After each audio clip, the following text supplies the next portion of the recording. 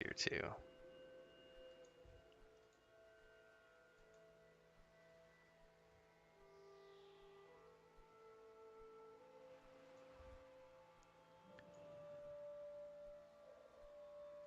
Well, I think we're live now, finally. Welcome, everybody. We're Right. totally late because Nathan and I got stuck shooting the shit for 20 minutes and kind of forgot. You're So forever late. That's why. That's why. it's It's because just we like haven't hung out in a few days and we got so much to catch up on. catching up that has to be done. It's like, damn it. So, welcome to episode 9 of Catch of the Day, the show where we fish in World of Warcraft Classic Wrath of the Lich King, where we have our gaming guild, a gaming community playing Wrath. We're raiding on Wednesday nights. We cleared a new wing last night. By the skin of our teeth did we finish the Arachnid Lair. Whoa. We even died on the final boss, but we did clear it, so that was We fun. did kill it, So yeah. that's Wednesday nights, and then we do this on Thursday nights, followed by the static group, which unfortunately will not have my brother tonight because he got stuck at the sail bar and there were wrecks and accidents, and he won't be home in time, but we're going to do some other stuff anyway. But we fish in Wrath Classic on the Catch of the Day show, and in the meantime, while we're fishing, we talk about various subjects, which today is going to be looking at parsers, DPS meters, threat meters, these types of things, and whether or not they ruin games or ruin the social aspect of games. Because I remember when we originally put this on the list to discuss, the idea was that, especially when we were talking about parsers, Yeah. there are some people who really push back against parsers because they feel that the parser leads to negativity within a certain group of people because people will use that parser to look down on them, kick them from groups for not doing enough DPS, or the same thing with DPS meters as well. Whereas I've always looked at those as being along the lines of, well, it's like a tool, and any tool can be used poorly, but those tools are also highly useful for things like what we were doing last night, where we were, doing a raid encounter blind, and then we're trying to scan through the combat text after we just all died to a boss mob going, what the hell just happened to us? Did we die from poison? Was there an AoE? Is it a raid-wide AoE? Is it a frontal? Who got hit? Who didn't get hit? You know, looking at parsers that way and seeing what the tool can be. But I'd love to hear your initial thoughts on things as we get diving into today's topic. I think that, what I think realistically the worst thing about a parser is I think maybe I'm more worried about I think it causes the meta to happen a little too quickly. I think that may be the worst thing about it. Like, it kind of forces meta to happen almost naturally because you can see a little too much. You get a little bit too much data on your hands, and therefore the meta begins to happen a little quicker than I think is healthy for the MMO.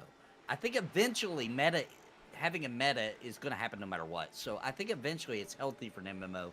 But I think there's a sweet little spot of time where people are just starting to get to end game, enough people to where people are starting to form up statics and start doing raids and all the things where you don't know enough about the game yet, and there's just a lot of experimental kind of things happening that are a lot of fun and interesting, and people are trying different builds and being they're being much more free about how they want to play and how they want to spec and all those kind of things. And I think that parsers just kind of speed up that process and get us to a point where now we know, like, that doesn't work. Don't do that again. This does work. Do lots more of that. And the whole debate of is it bad for other players? I mean, look, if somebody's being an a-hole to you for parser damage and they're not helping you using that data, they're being a jerk, then, I mean, that's just a jerk, right? Like, that's going to exist, especially in something competitive like raiding. So that's a totally different subject to me. That's not necessarily the parser's fault. Those same people can sit there, and they used to back in the day, and do the math manually with the combat log, etc. So I think speeding up the meta is the worst part. It's even interesting to me because I can remember back in the day, everyone always wanted to install a mod for a threat meter, which is we're in the same vein of conversation here. Sure. And at some point down the road, I know that EverQuest 2 has it standard now. There's a built-in taunt meter, threat meter. EverQuest 1 has it now with the, at least on the TLP servers. I think it's even on Thornblade. You'll notice when you're in combat, the actual mob will tell you um, who it's targeting, and you'll have, if you're like, if it's targeting somebody else, it'll say who it's targeting underneath the mob info, but then it'll have a number on the left hand side related to you. And if it's green, it'll be like below 50. When it starts getting into the yellow, you're like above 50 or 60. And then when it goes into the red, like 80 plus, you're like you got the aggro. And like if you sit down or do anything, the mob's gonna come onto you.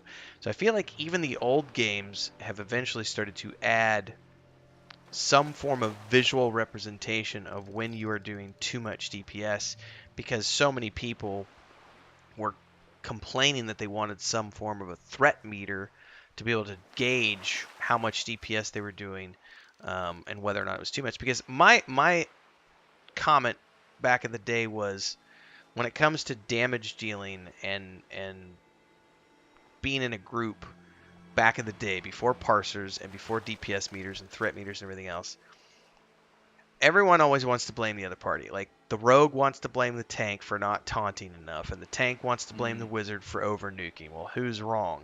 And I always said, because I played at ranger for many, many years, but then I flipped and played, a main tank in the raids, and I've always said the best DPS player in the world is the one who knows how to turn off his DPS and wait a minute, take a breather.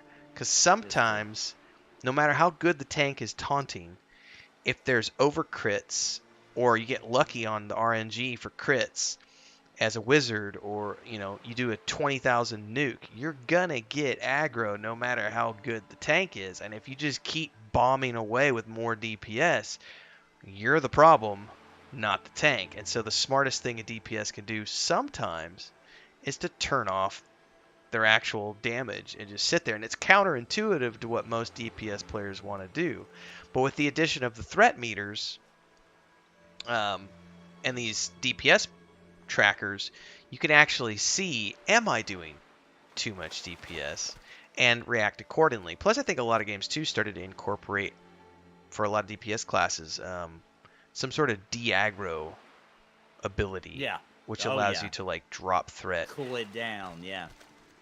I feel like a lot of games. I like that a lot, by the way. I think that's strategic, yeah. Yeah. That adds a new strategy to DPS. That being a DPS, sometimes, not always, but sometimes being a DPS can get a little monotonous, I feel like. You just roll a rotation over and over and over and over and over. Once you get a good rotation, you just kind of go with the groove. It can get a little boring. I think things like being able to decrease the amount of threat you have every once in a while, and being able to giving something extra to watch besides just damage makes it more interesting. I watched an interesting TikTok from a girl the other day on World of Warcraft, who said that if you have bad hands, which I do, she's like, don't play a melee character, especially don't play a melee tank, because you're going to be spamming your rotation nonstop to try to hold aggro. She said if you want to like have a job that doesn't require you to abuse the hell out of your hands, just play like a ranged TPS, like a wizard or something, because then you do have a rotation, but a lot of the times you're waiting for the tank to get aggro, so you don't have to just spam the rotation. It's more of a casual, you got casting times, Exactly. Yeah. And I will say this too. Chris and I, because Chris started playing with me a few days ago, and when we just got off of Exile's Reach today, and we literally got to the start of Battle for Azeroth on the Alliance side. Even on the starter island, and her being a complete newbie character, I don't really have any taunts yet with my warrior. So if she even pressed her abilities in succession, she would peel aggro like right away. And she's always, if you watch the streams in the mornings, she's always like, help, help. And it's like, I haven't bothered to have the conversation with her yet about aggro, because I don't want to over confuse things. Plus, she's playing a hunter. I haven't told her to like turn growl on you won't have that problem or anything else. I'm just letting her experience the game, from a newbie's perspective. And as we get deeper into it, we'll discuss, hunter growl and, maybe, if you get aggro, just give me a second, But that's long-term strategies. But it is really amusing to see that from a newbie player's perspective, because even a new player, if you go too fast in that rotation against the tank, you're gonna get aggro. It's just kind of guaranteed. By the way, are you playing a paladin again in Dragonflight? Yeah, but I'm a rep pally because low amount of knowledge to retail, so I didn't want to be going in dungeons trying to tank. So I got my rep pally going.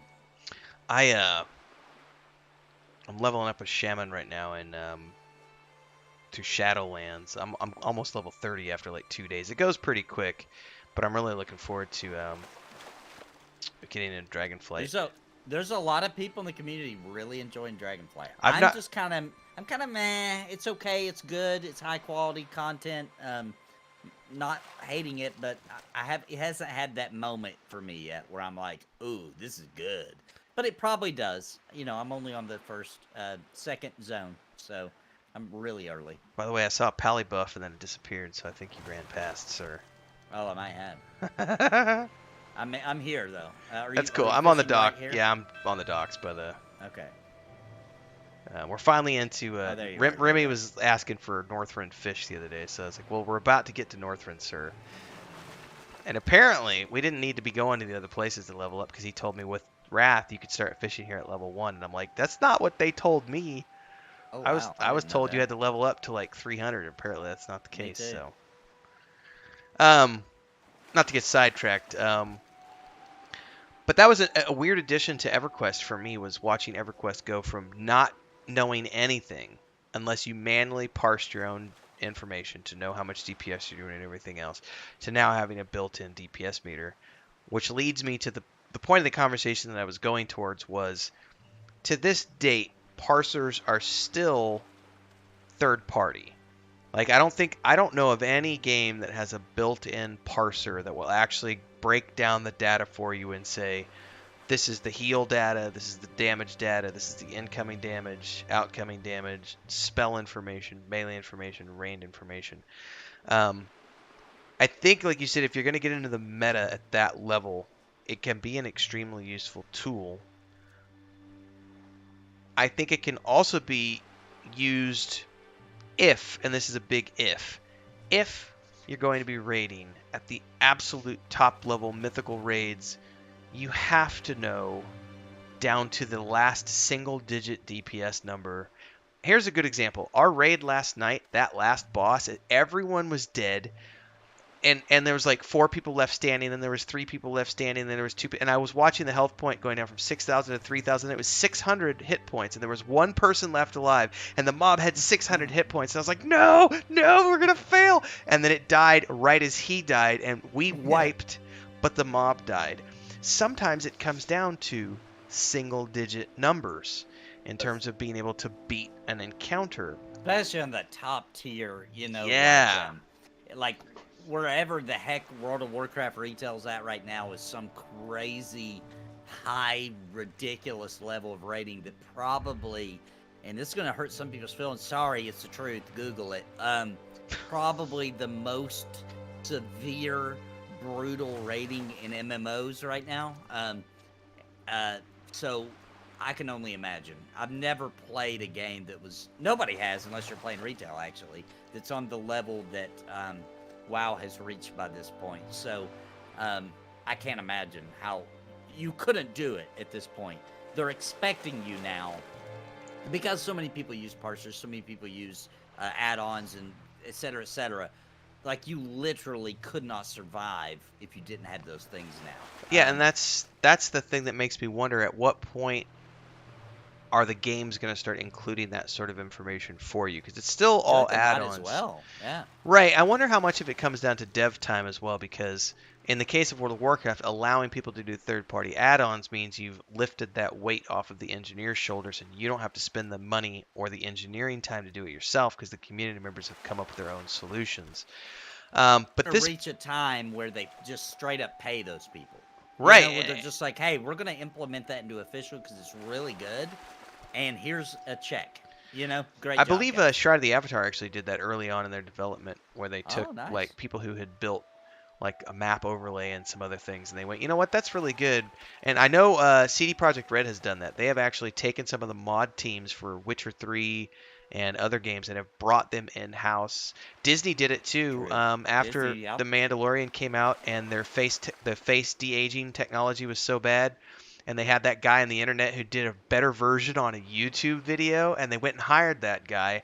And by the Yep. way, Willow has de-aging in it, and it looks great. And the trailer that dropped today for Indiana Jones 5, they've got a de-aging sequence in that, and it looks extremely well done. Not so, I mean, even just in a few years, that technology's gotten better, but also because they went and found the guy that did it right and just hired him, which is what you need to do Yep. with the add-on community as well. Um, but something that we experienced last night during the raid, which I don't think we would have figured out. I think you and I are both on the same page on this, Oh yeah. unless we had read the strategy, which was the fact that the mob started a 40-second timer as soon as you initiate combat, and then everything was off of that 40-second sequence, that 40 seconds timer, where every 40 seconds he's gonna drop a raid-wide stun for like 6 seconds, and you've got to be able to have your heal over times going off. And by the way, that was one of the other reasons I think we were having a tough time with that fight too, Nathan, is because we don't have the perfect um, class makeup. So many Yeah, raid true. guilds who have that makeup, they would specifically bring in people with heals over times. We don't have anybody that does heal over times because we're dealing with mostly just we're taking who we've got, and when you got who you got, you go with who you got, and you don't get the like we don't have a shaman, as an example, and I don't think we don't have a resto druid, so our heals are somewhat limited to what we have available, so we have to find workarounds for those strategies.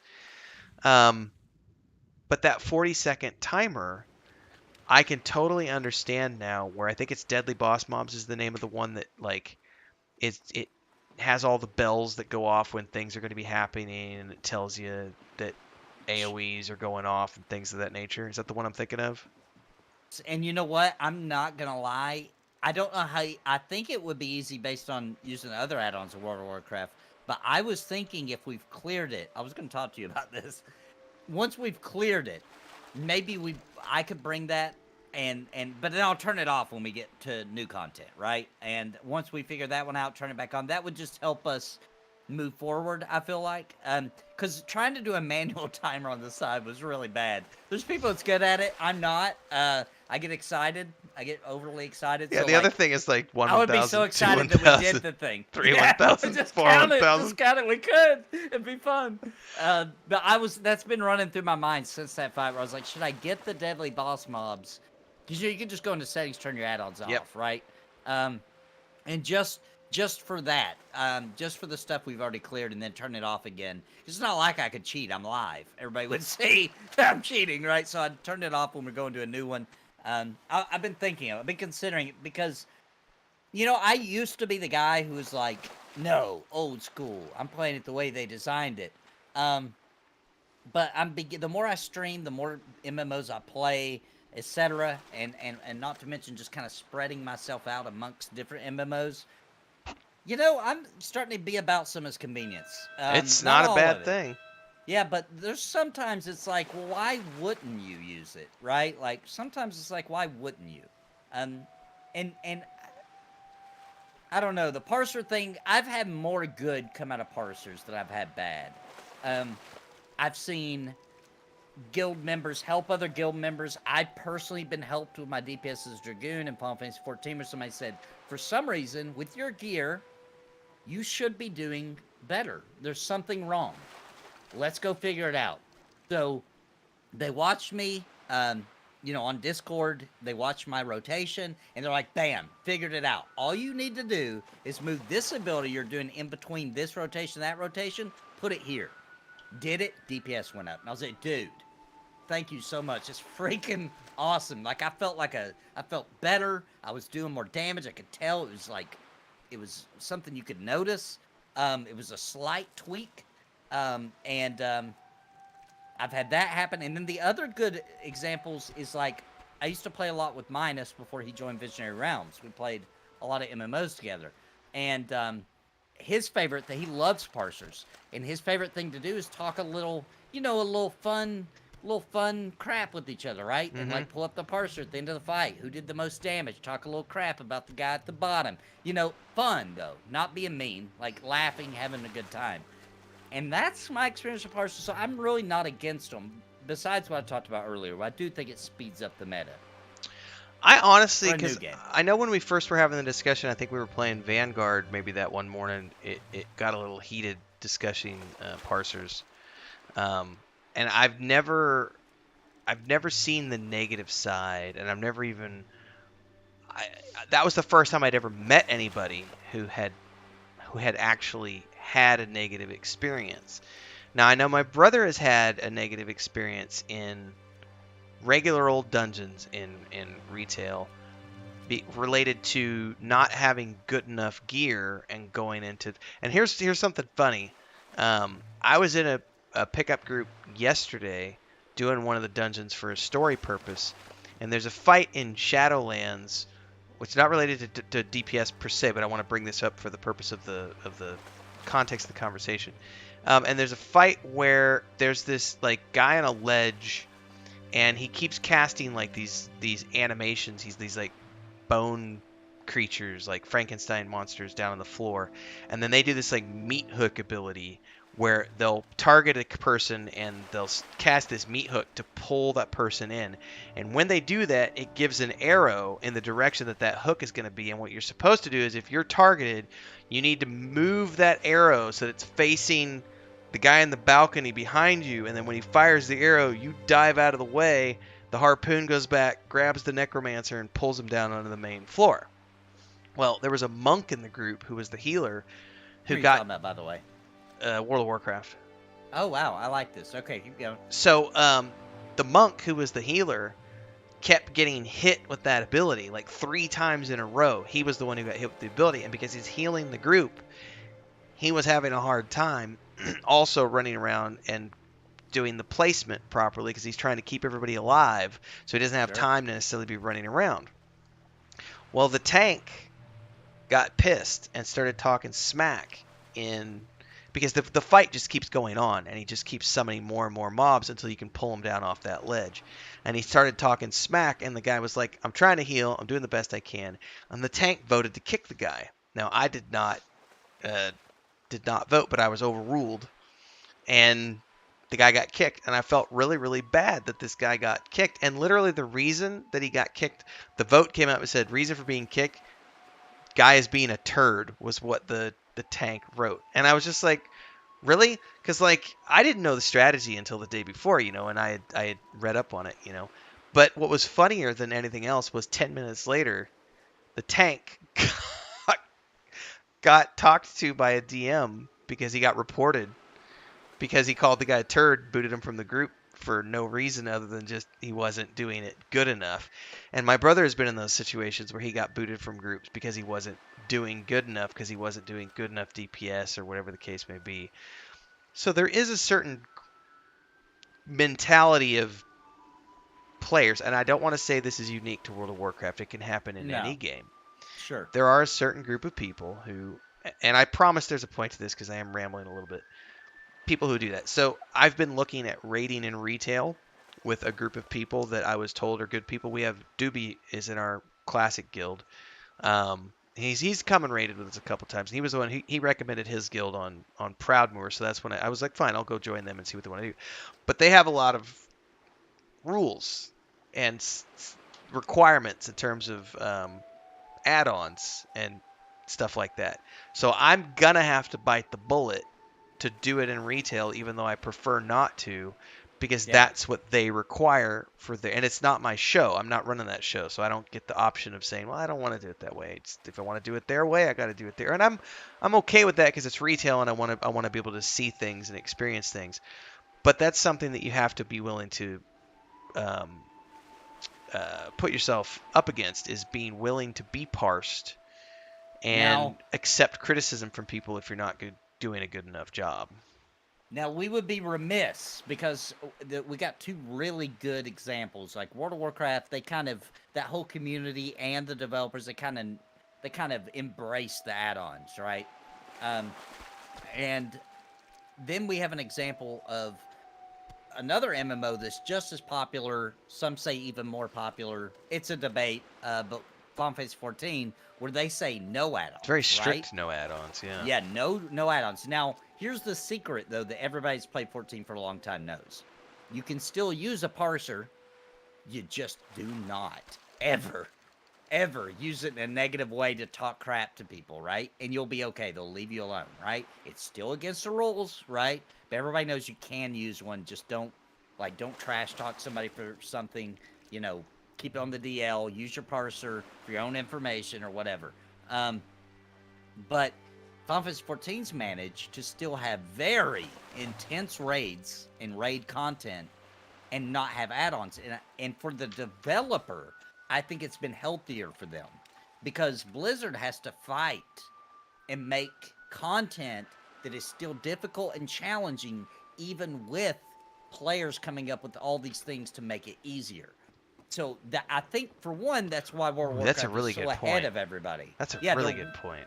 Yeah, they're way ahead of the rest of the MMO crowd as far as difficult content goes on their, top tier. Yeah, because they have to be based on what you just said. Yeah. Yeah, they have to be. In 14, although it's still difficult and hard, you don't have all these add-ons. So, but on the same token, we were talking about this a little bit earlier, and as the cogs in my mind have been turning, I've realized, you know what? Final Fantasy 14 did add a lot of things that add-ons typically do in the game. For example, telegraphing, that's a good point. I wasn't even thinking of that.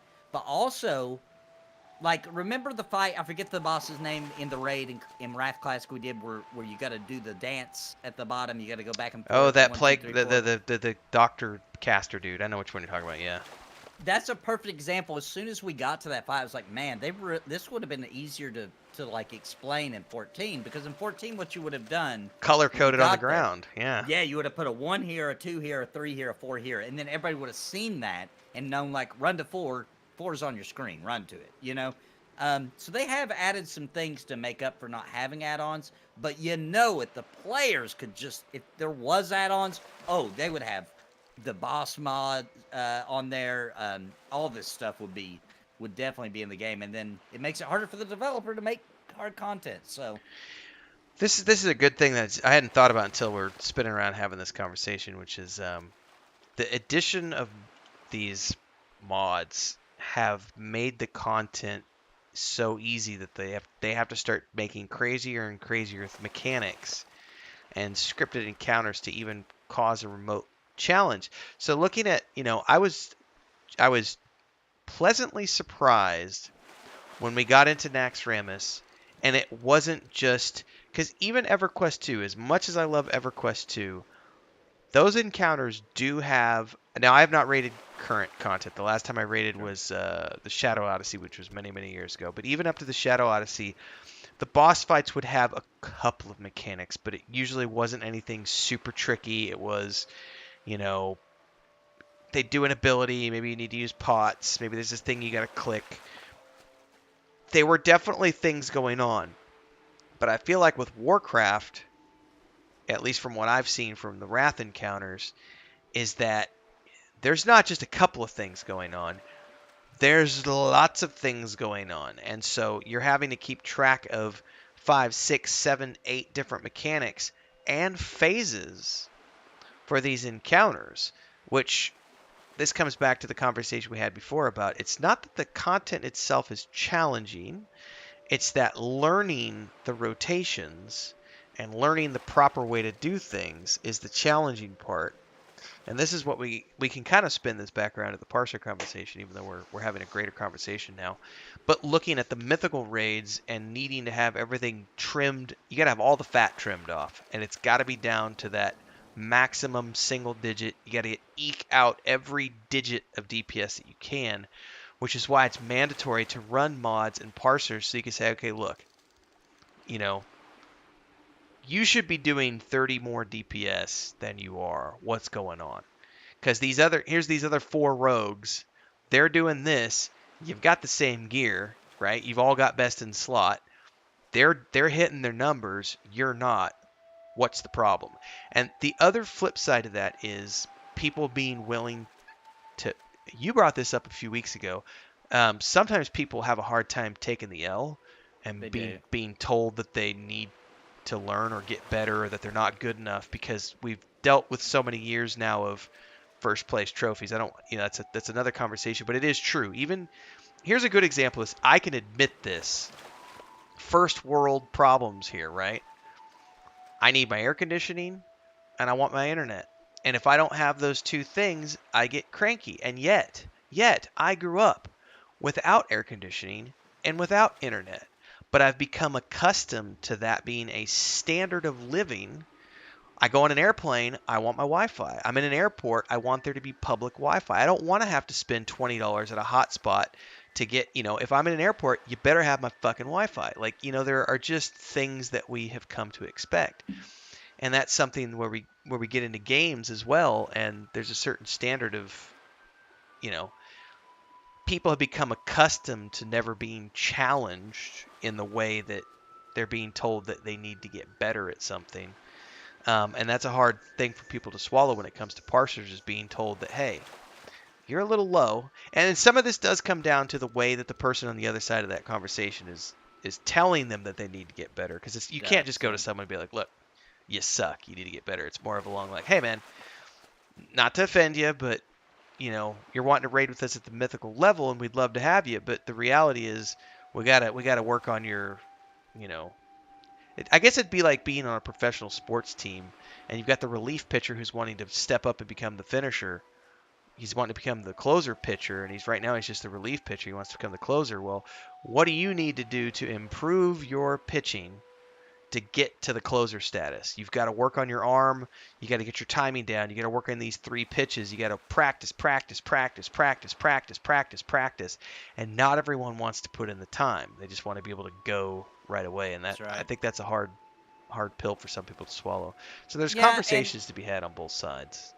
There's an easy out for the person also, because here's the deal: if you're that person, because I've been that person, and the raid leader has to come to you and say, hey, something's wrong, let's figure it out, right? It does hurt your feelings a little bit, because the reason why is because then you realize, oh, maybe we would have cleared that last week if I would have had my shit together, right? So you start feeling a little guilty. This is what happens to me anyway. You're like, oh man, well, let's figure it out, because I don't want to be holding the group back, right? And we did figure it out, right?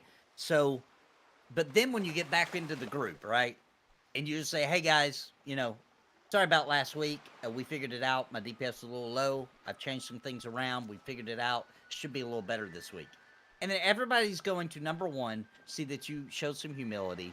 They're going to have a lot of respect for you for being able to take that and try to get better. And it's going to set a really good precedent for this is the way we behave, right? And this is how we get better, and this is how, and it gives everybody confidence too, that like, wow, our team is really good. We're going to be able to overcome any objective and any kind of thing that may come our way, and it's just good if you can do that. It's really good for everybody. I think that goes back to being a team player. Some people are happy being team players. Not everyone is, and I think the maturity that comes with both sides of the conversation when it comes to parsers, DPS meters, and so on and so forth, as long as all parties are coming at it from the place of we're here to be working on this as a team, I think that good things can happen. I think if one person starts to go into it from a position of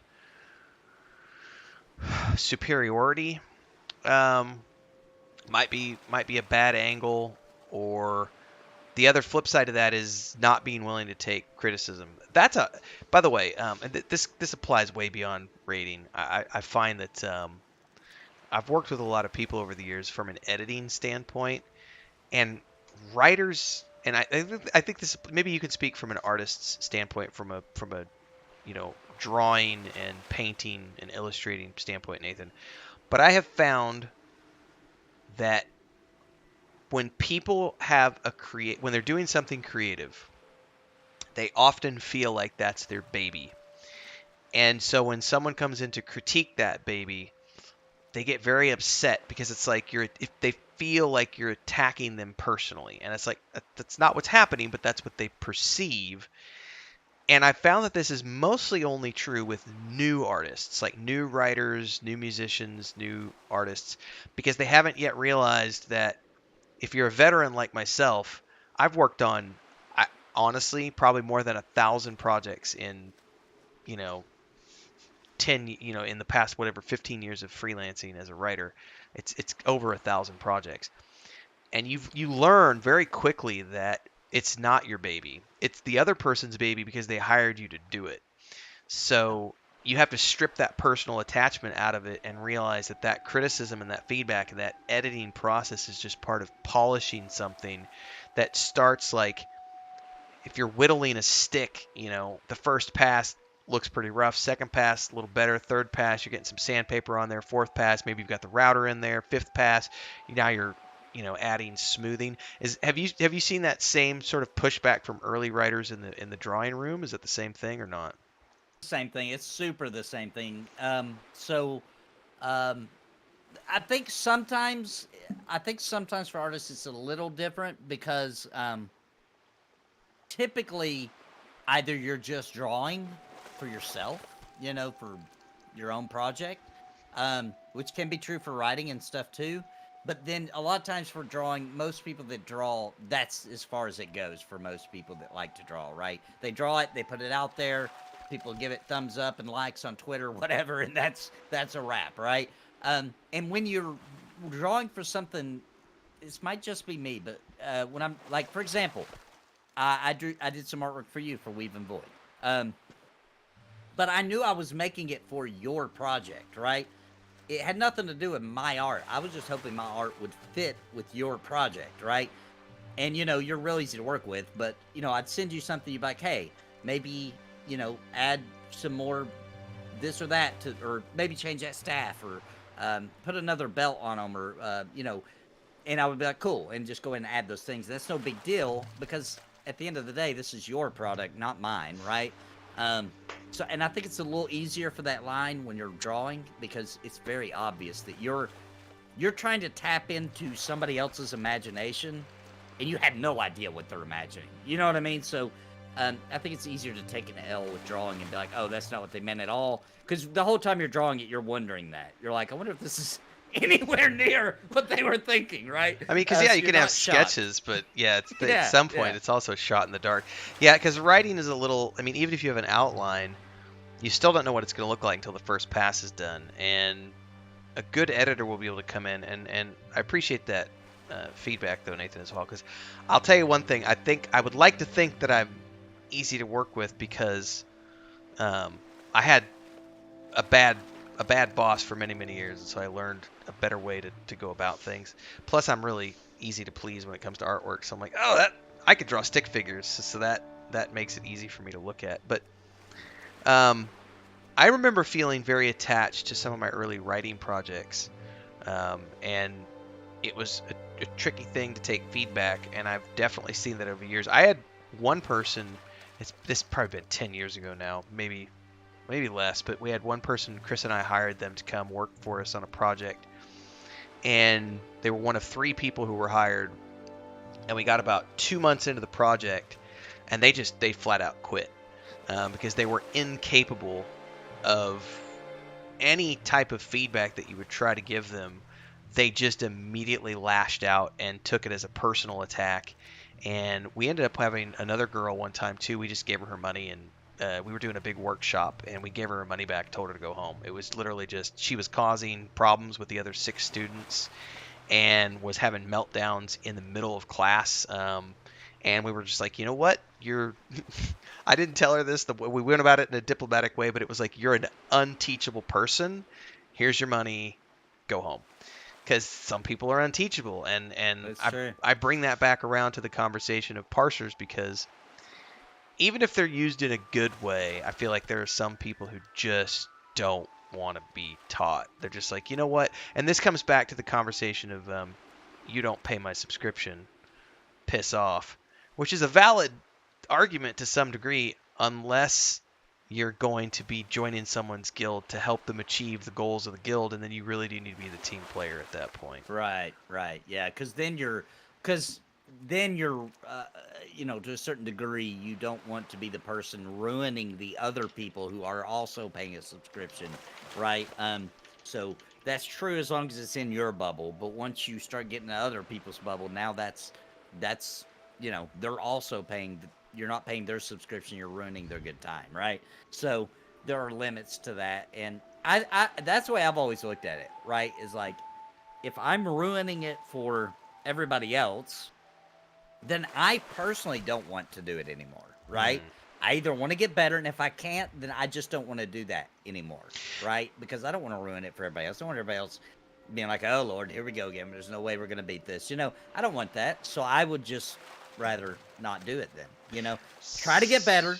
If I can't get better, then I guess that's just my limitation, right? And Well, here's a I good can't go any question for further. you too, because in the scope of this conversation, which is way beyond just parsers, do you think? Oh, I'm thinking about the ramifications of this question. Give me a second, because I can see some, or I can already see some edge scenarios where this would actually hold true. But let's just continue this line of thought. Do you think that some people are just completely unteachable? Like, Yes. not because they're There unwilling, but just I because they hate can't figure it out. I hate to admit it because I grew a big part of my life thinking that that was not true. That every single person you could help them achieve whatever, right? It just would take time and patience Yeah, and because there's the 10,000 hour argument, right? Like, you put yeah. 10,000 hours in, you should be able to get good enough at something.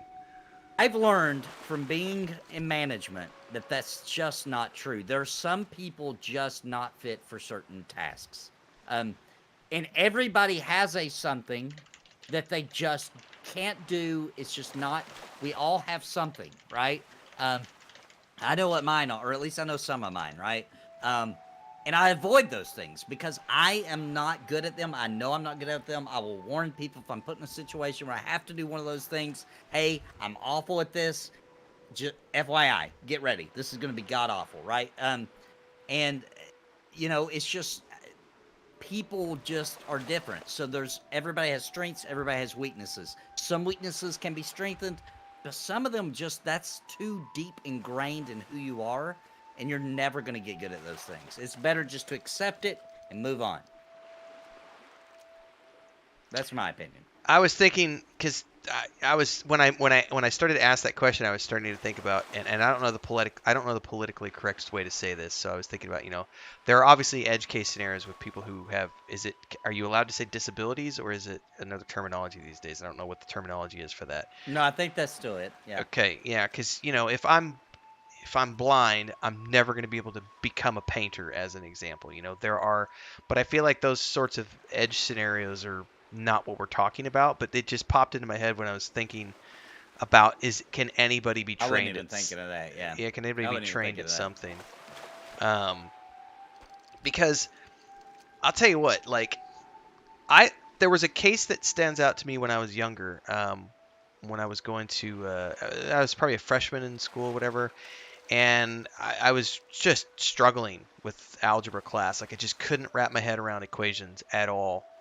And ended up getting kicked out of that school.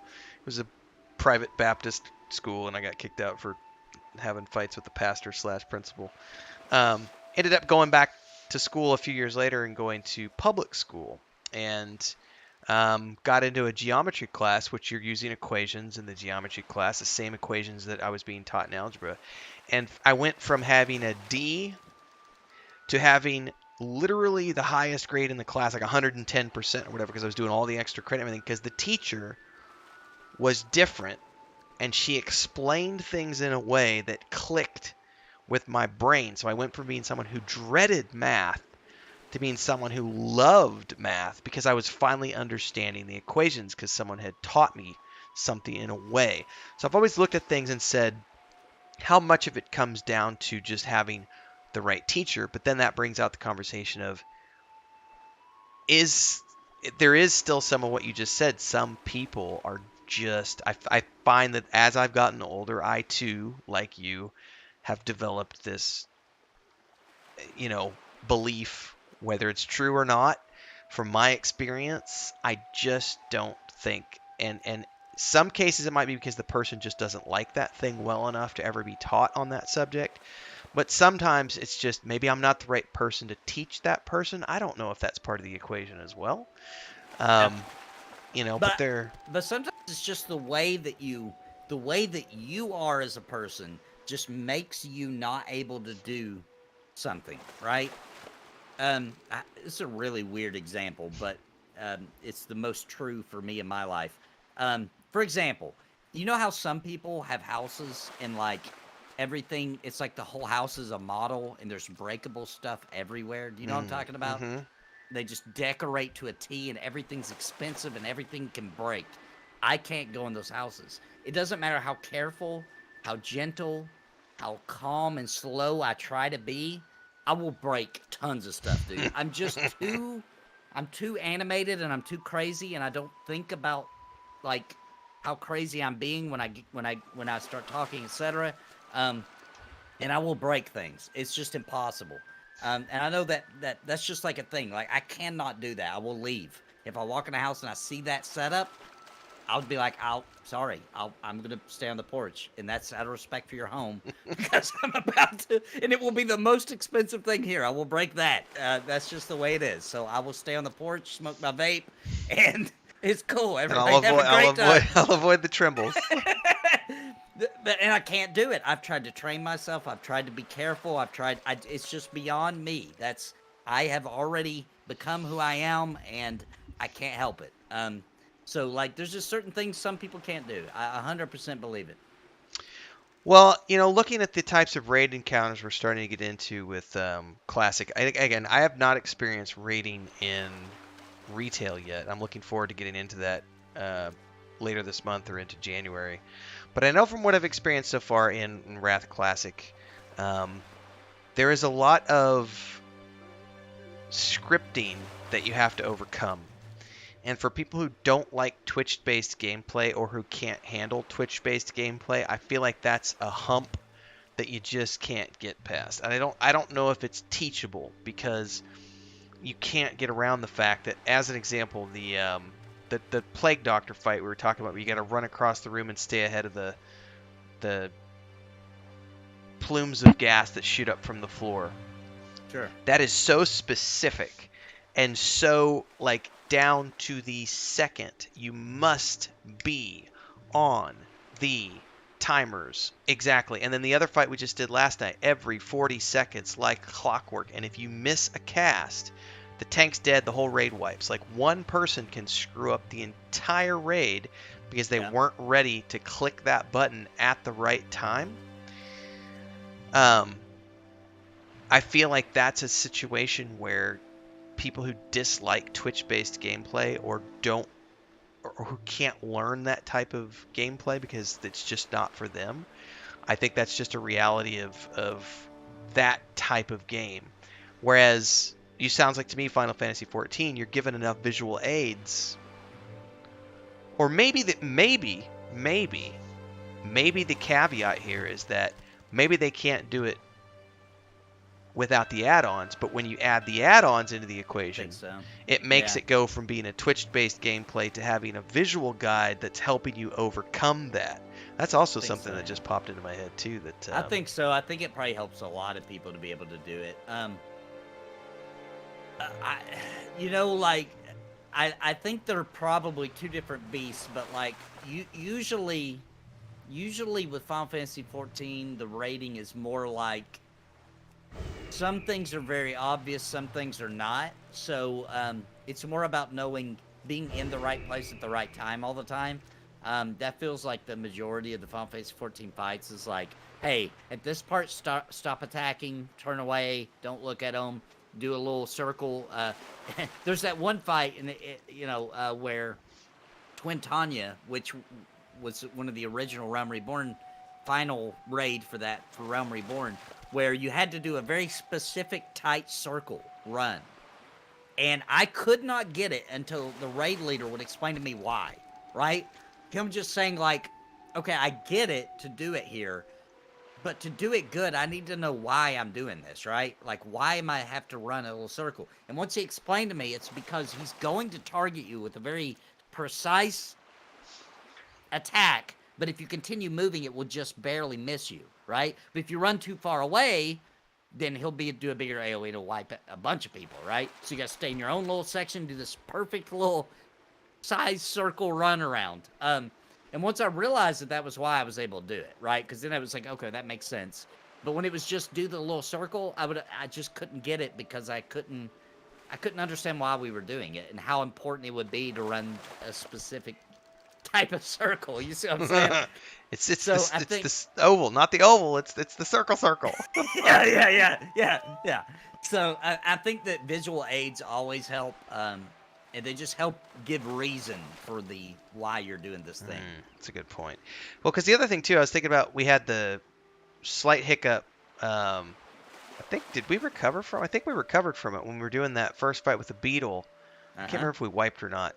No, but we didn't. Because it had been a couple weeks since you had done it, and we crossed paths because I was having to run around the perimeter from the mob, and he's got that thing on him where anybody who's in the area gets hit with it, it just dies. So I have to train him around the room and stay ahead of him. And then I was running around the room, and then you had pulled the boss mob off to the side. And so I was running right towards it. I was like, oh shit. And I tried to backtrack, and he got me. Like, he just got me from behind and knocked me out. And it was one of those scenarios where,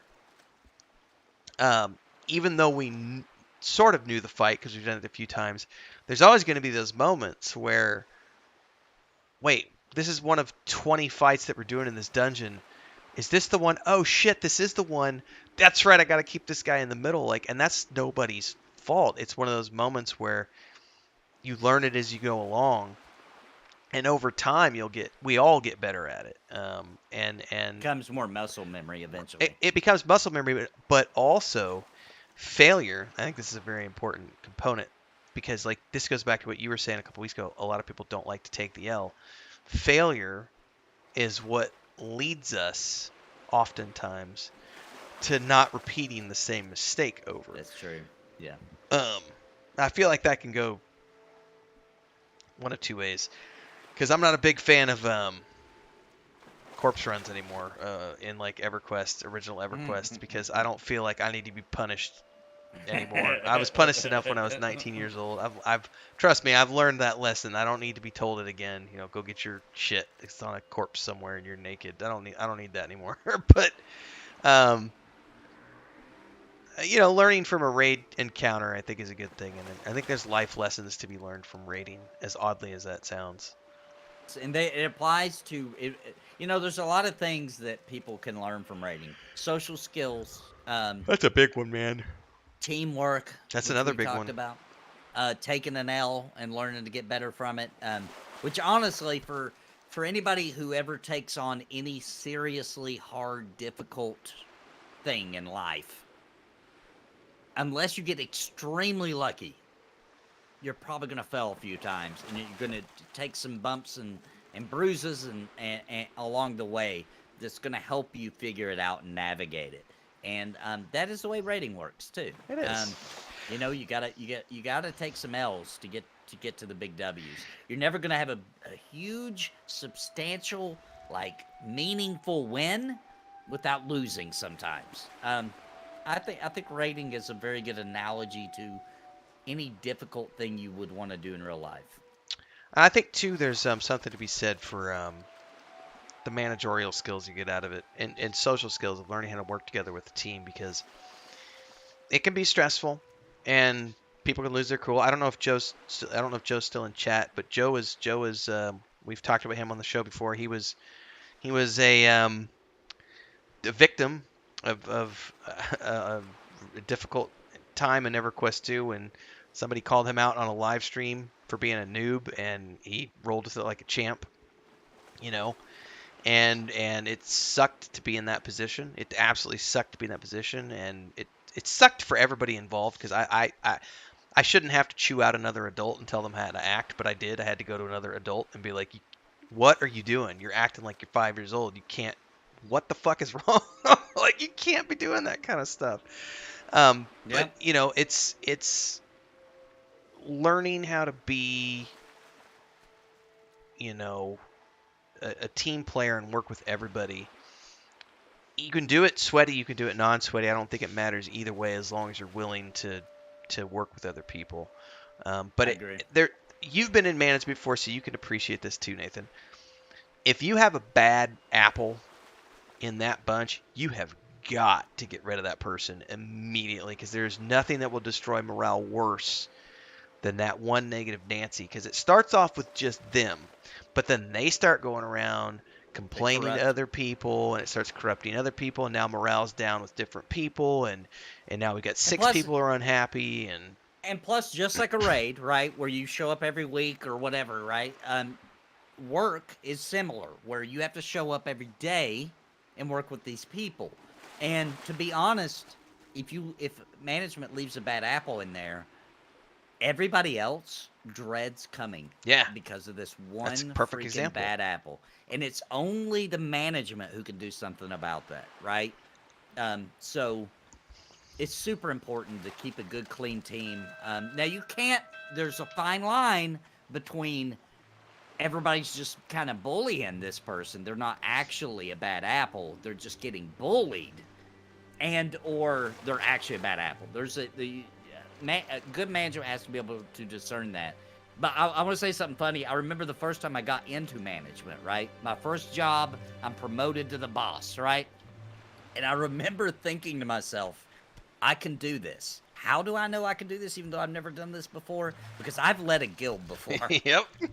I remember thinking that. Like, it really did help. It 100% did help me, like, go into that with confidence and with a little bit of knowledge and knowing a little bit of what I was getting into. Years and years and years ago, when I was first getting going as a writer, one of the first places I wrote for, it's long gone these days. I think it was called MMORPG. Yes, it was a European site way back in like 2008, 2009. And I did 3 articles on the impact of rating on social dynamics and social structures. So we looked at it from the managerial skills that you would learn to the social skills that you would learn. And then I ended up giving a talk at a school one time, sometime around 2011, 2012, about how leading a guild in a video game led to managerial skills in the real world, and how for all of these kids who were going into college, who had grown up maybe playing video games, but they'd been playing single player games, I was touting the benefits of playing MMORPGs specifically because of the social structure, the dynamic that teaches you. One thing it doesn't teach you, which is a little different in the real world, is there are ways people act in person that are different from the way people will act in a video game, because this goes back to, if someone, I'm going back to the parsers and relationship stuff that comes with that. If someone's being criticized in an online format, it's very easy to just leave the guild and disconnect and say, screw these people, I don't want to deal with this, I'm out, and then I'm going to go join another guild and hopefully find somebody else that's going to do that. You can't do that as easily in the real world, because very often you'll be in a position where you need the job to pay your bills, and until you find another job, you can't afford to quit. So you have to learn. Right. You have to learn how to deal with scenarios where you might not like the people you're working with, and you might be uncomfortable because of whatever situation, and you'll have to learn how to navigate those types of environments as well. And the real world, situation is a little bit different than an online one, because you can't just duck out and just leave. You actually have to, keep showing up until you can find another job, and that can be a little tricky sometimes. It's been very rare that I've had to deal with that in my life because I've been freelancing for so long, but we've all worked with people who, at some point or another in our career paths, we've worked with someone who is, maybe rubbed us the wrong way because of political differences, religious differences, or whatever. And sometimes people are willing to look the other way about that kind of stuff and still be friends, but other times, it could be tricky for some people. I would love to have better relationship with my old man as an example, but he just won't He won't. We had a. This is not to get morose, more morbid on a show, but my my grandfather passed today. My dad's dad, Sorry to hear that. and I appreciate that. Here's the sad reality: no one in the family cared, and the reason is because he was an old Marine from the previous generation, a very racist individual who just spent his whole life being a disagreeable person, untrainable, unwilling. And I bring this up in the scope of you talking about how some people are just unteachable, untrainable. So he was one of those people. It was always his way or the highway. And gets to the end of his life, and it was like he was off in Arizona living a solitary existence for like the last 15, 20 years because he had been that unlikable person for so many years. So I use that as like a case study of looking, kind of reflecting back on the conversation we're having today about, when it comes to video games or beyond, sometimes you have to be willing to put yourself into the position of being the team player even when it's not something you're most comfortable with as well. And that's part of where that guild structure and the rosters and the parsing and the training and all this other stuff we've been talking about throughout the whole conversation, I think can come into play. I don't know, that's just my personal perspective. Yeah, and I think you just got to be open-minded too. Like if you're going into a game where that's what they do, and you're not running the show. If you're running the show, you get to, you can be like, well, in our guild, like we're doing with Wrath Classic, we're not going to use all these things. You can do that if you're in charge, but if you're the person moving into it, you got to go with the flow, man. If they use parsers, you got to use parsers. Yeah, it's a great. Yeah, because even though we might not be using them, like I was saying earlier, to join the guild that I joined on retail, I have no choice. Like I have to do it the way that they want to do it.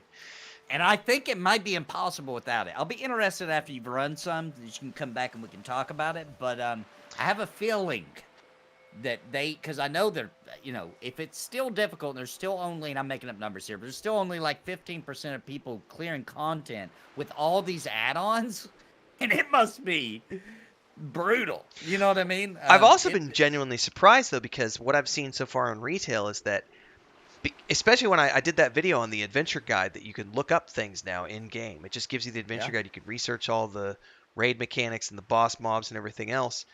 I've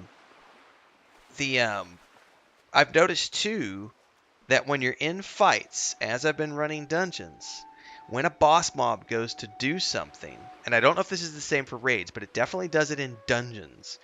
When the boss mob is about to do something, like an AoE, you'll get a big red and yellow text that flashes across your screen and like an audible warning signal that pops up, and it's like, the mob is getting ready to cast this, face away if you don't want to get blinded. So it's literally telling you what to do just within the base game without having any add-ons whatsoever. But that's for like, I've ran 4 or 5 dungeons now. It's done that in every dungeon for the boss fights. And I don't know if that's true for raids as well. I don't know if maybe they turn that off for raids. I would think they probably do, but who knows? Maybe not. It might be like training you for certain, common things that happen, in the dungeon, and then that way they're hoping you'll know that, so when you see that happen again, you'll know what to do. Maybe? Well, it's pretty gradual in the tutorial, because Chris went the first like 5 or 6 levels. They tell you every time you get a new piece of gear, it's like, put on this new piece of gear, and so you're getting used to that repetitive. What happened? Oh, it's raining, isn't it? I thought I heard something. Okay. She says it's pouring down rain outside, so if I disappear, I didn't realize it was storming. I thought I heard something, but I didn't know what I was hearing. Anyway, she was learning, it's the repetitive motion of learning the things, but eventually they stop telling you. And then she was like, wait a second, have I not gotten any new gear? And I'm like, open up your bags. And then there was 3 new pieces of gear. And I was like, see, you were supposed to go back every time you finished a quest. And now she's like checking constantly. I'm like, you don't have to check all the time, but just check after you do a quest, and occasionally when you get a body drop, you'll learn things. But even she today, we did the last fight in Exile's Reach. It's like this there's a dude who puts his soul into a dragon, and then the dragon does two things. The dragon does a frontal attack, and then it does a wing buffet thing, which is like to the sides. But it tells you during the encounter, it's like the first time that mob faces you to spit acid on you, it's like when the mob does this, move to the side. And so Chris moved to the side, and then it did it on somebody else. She's like, "Did you move to the side?" And I was like, "I don't have to move to the side when it's you. It's only when it's on me that I have to run to the side. And if we're both in the same direction, then we both need to move to the side." But, that's why you have to start having situational awareness. It's going to be very interesting to see how she adjusts to do dungeons as we get into doing dungeons, because I don't know, to be honest with you, if I'll be able to find any. Like, my brother is going to play with us from time to time, but I don't know that I'll ever want to put her in a scenario for a while anyway, where we have pickup people in the group, because I don't think anyone will have the patience for a complete newbie like that who needs to have their hand held and needs to, learn things in a very different way, because she's completely new to, most things. But this is the best thing about Chris. She's teachable. Yes.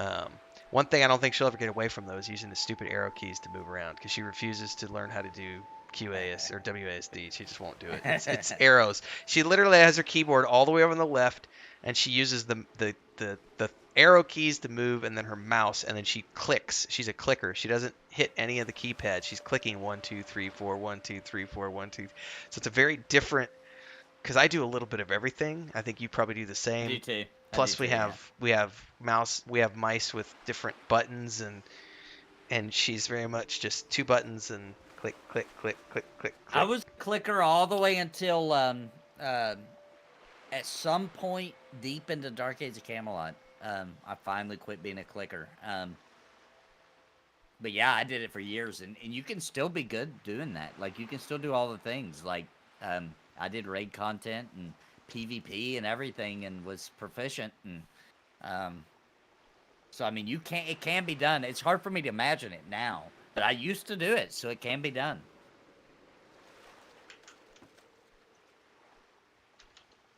Getting sidetracked here.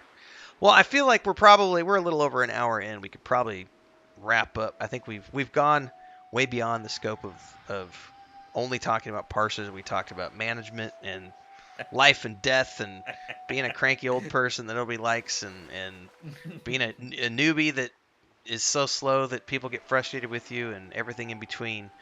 But that's one of the reasons I like doing this show, is because we get to talk about all sorts of fun stuff. And probably when we get into the new year, we'll start getting to the point where we get other people on the show to start getting opposing viewpoints, get some other conversations into the mix. But yeah, thanks, Joe Sparrow. Somebody else was here earlier. Liam was here. Thanks for hanging out. Every Thursday, 6 p.m., we do these. If you've got topics you want us to cover, don't forget to let us know. Don't forget to like, subscribe, hit that bell icon.